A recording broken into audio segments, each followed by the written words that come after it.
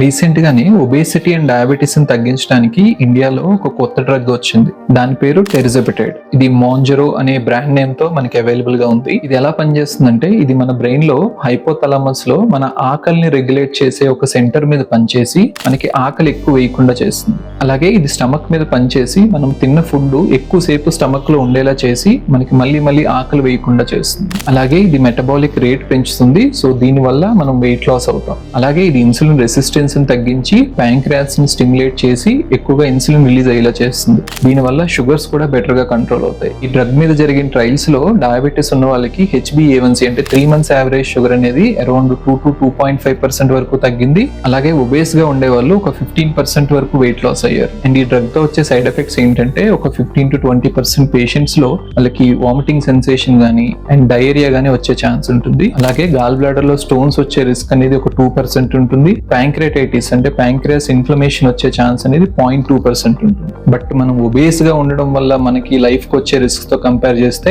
ఈ side effect risk అనేది తక్కువ. ఎందుకంటే ఒబేస్ గా ఉంటే డయాబెటీస్ గానీ, హార్ట్ ప్రాబ్లమ్స్ గానీ, క్యాన్సర్ రిస్క్ గానీ ఎక్కువ వచ్చే ఛాన్స్ ఉంటుంది. ఈ మెడిసిన్ ని మనం సేమ్ ఇన్సులిన్ తీసుకున్నట్టే పొట్టకి ఇంజెక్షన్ రూపంలో తీసుకోవాలి. కాకపోతే ఈ ఇంజెక్షన్ ని మనం వారానికి ఒకసారి తీసుకుంటే చాలు. అండ్ ఈ మెడిసిన్ అనేది లైఫ్ స్టైల్ చేంజెస్ కి ఆల్టర్నేటివ్ కాదు. ఈ డ్రగ్ తీసుకుంటున్నా సరే మనం డైట్ ని ప్రాపర్ గా కంట్రోల్ చేసి రెగ్యులర్ ఎక్సర్సైజ్ చేస్తే గనక ఇంకా మంచి రిజల్ట్స్ వస్తాయి. సో ఎవరైతే ఒబేస్ గా ఉండి ఫుడ్ క్రేవింగ్స్ ఎక్కువగా ఉండి diet and life style changes చేసినా వెయిట్ లాస్ అవ్వలేకపోతున్నారు, అలాగే ఎవరైతే ఒబేస్ గా ఉండి మెడిసిన్స్ ఎన్ని వాడినా షుగర్స్ ఎవరికైతే కంట్రోల్ అవ్వట్లేదో వాళ్ళు ఈ డ్రగ్ వాడితే గనక బాగా వెయిట్ లాస్ అయ్యి షుగర్ కూడా బెటర్ గా కంట్రోల్ అయ్యే ఛాన్స్ ఉంటుంది. అండ్ లాస్ట్లీ, ఈ మెడిసిన్ ని మీరు డాక్టర్ కన్సల్టేషన్ లేకుండా ఓన్ గా తీసుకోవద్దు.